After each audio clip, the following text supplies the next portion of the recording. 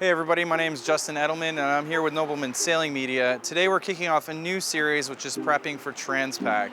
Now this isn't just for people doing the Transpac, this actually can be for cruisers or people who are doing any offshore sailing. We're going to go over some of the things that you might need in those scenarios, but specifically for the Transpac. Today I'm at Sailing Supply Downwind Marine and we're going to go over PFDs, boots and shoes, as well as foul weather gear. So let's go check it out.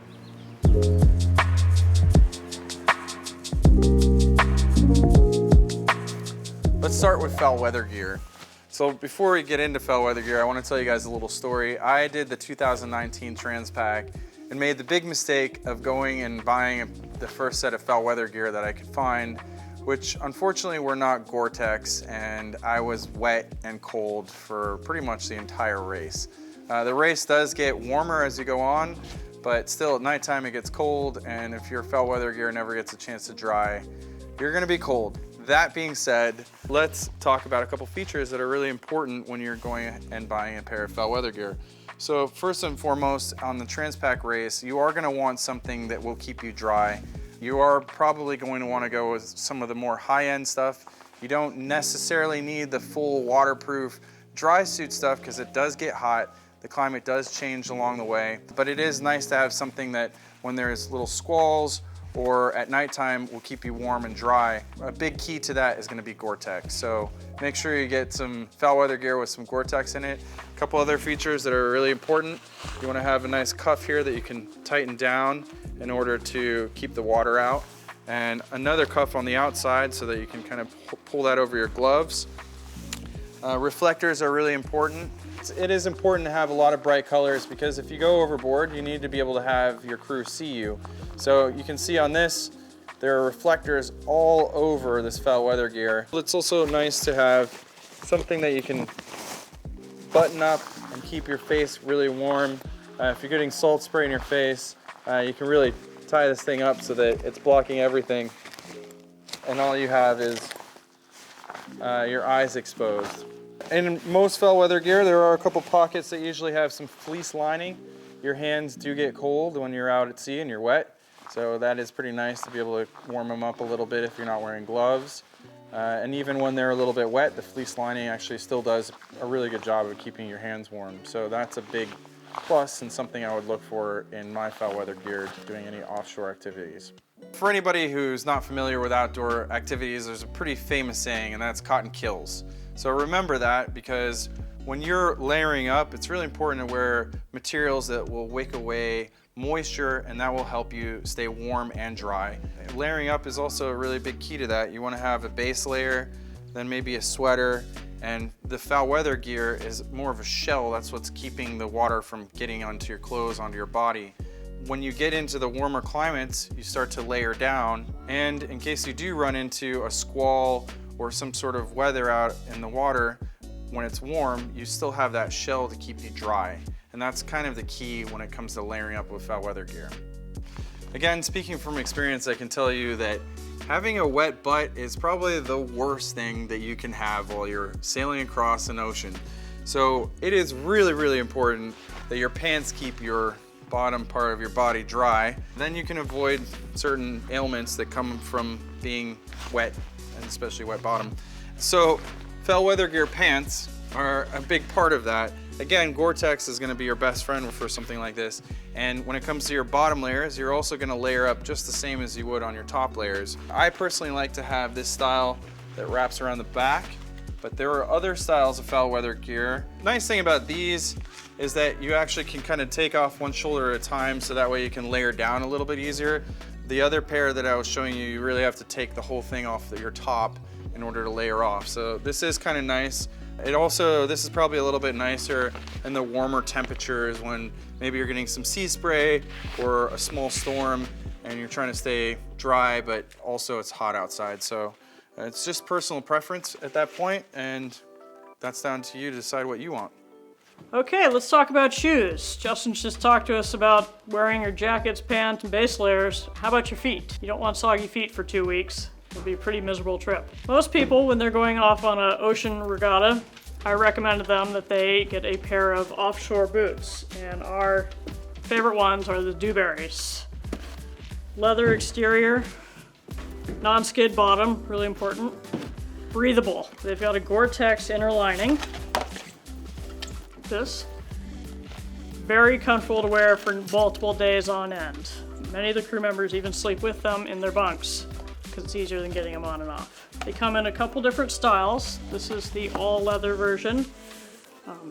Leather being what it is, you just need to make sure you rinse it off once you finally make it to shore after that 2-week journey. Then we have this version, which has more of a canvasy feel around the side of it. It's kind of one step down in performance from the all leather, but still a really great boot for wearing offshore. Non-skid bottom. One of the things to note that most people don't realize, can't wear these on grass. There's a interesting chemical reaction that happens, and it makes this rubber turn hard much faster than it should, and it also makes it very slippery. Now, not everyone likes wearing boots on the boat the entire time. There's a subset that really like to go barefoot. I wouldn't recommend that. Lots of things to stub your toes on. There's a lot of great sailing shoe options these days. They are breathable. They actually have a lot of mesh screening in them so the water drains right out, including holes on the bottom. Lots of different traction patterns for good grip on the boat. Very lightweight. You can wear them with or without socks. And a variety of styles depending on what kind of style fashionista you are. Now, some people are going to wonder why you might choose boots over shoes. One of the biggest components is keeping everything dry. Boots have the high profile, comes up underneath your foul weather pants. Foul weather pants usually have a cinch around the bottom that kind of keeps it sealed tight around here, so there's less opportunity for water to get in. Shoes, your feet are going to get wet. They have opportunities to drain, but it's going to happen. So it's preference here. You know, when you're in the warmer climates, you might not want the heavy boot. You might want something lighter, but your feet will be wet. Your feet are going to be dry. Dewberries, definitely the coolest thing to be wearing at the bar. Just kidding, don't do that. You'll be judged for sure. Okay, pro tip, and this is from my buddy Joey Waits, who is a professional sailor. He showed me this little trick, getting a carabiner and putting it on the back of your boot. So that way when you're off on your off watch, you can put your boots together, you won't lose them, and you can hang them so they're out of the way from the rest of the crew and nobody's mad at you for stumbling over them. Last little tip I'll also give on these things is that they do start to kind of hurt your feet after a while when you're wearing these for 8 to 10 days. So I would suggest getting maybe some insoles, getting them a little bit bigger so that you can put some insoles in these. The ones that come in are pretty hard. And obviously in the Transpac, things get warmer as you go along, so wearing thicker socks is not gonna be something you're gonna wanna do, and your feet are going to get hot and sweaty. So I would suggest getting a nice insole to put in here to make them a little bit softer and easier to walk around all day on. All right, so you've seen jackets, you've seen shoes and boots. Now, another really important piece of personal equipment is going to be an inflatable PFD. We carry a couple of different options here. Mustang Survival. They make a great inflatable PFD that's US Coast Guard approved. A couple different options. One of the things you really want to look for when you're going offshore is that you have an attachment point for a tether to tether yourself to the boat. That's what these D-rings are here. This is the deck vest Vito from Spinlock. This is a pretty new addition to their inflatable PFD range in the last couple years. They came out with inflatable PFDs probably about 15 or more years ago now, and they've really done a great job of just adding all sorts of bells and whistles that are add-ons to other PFDs where they come standard with the Spinlock deck vests. So there's two different inflation mechanisms. There's a hydrostatic inflator, which is what this particular vest has, and there's a pro sensor inflator. Basically the difference is that a pro sensor will go off once there's water running through a capsule. There's a little dissolvable tablet or piece of paper that will dissolve, then it sends the firing pin into the CO2 cylinder. The hydrostatic version will actually work based on water pressure. So basically once this submerses about 10 centimeters, 4 inches underwater, that pressure will set off the firing pin into the cylinder. Well, you guys are lucky you get to see me demo this bad boy in a second. Before we do though, I do want to talk about a couple things that I have on here, and we're going to do an episode specifically about these but this is the MOB device. I also have a Rescue Link device in my little handy pocket here. This is really meant for the boat to be able to find you, and this is the one that you call in the entire world to let them know that you're stuck out at sea. So without further ado, let's watch this thing go off. Whoa. Oh yeah, that works good.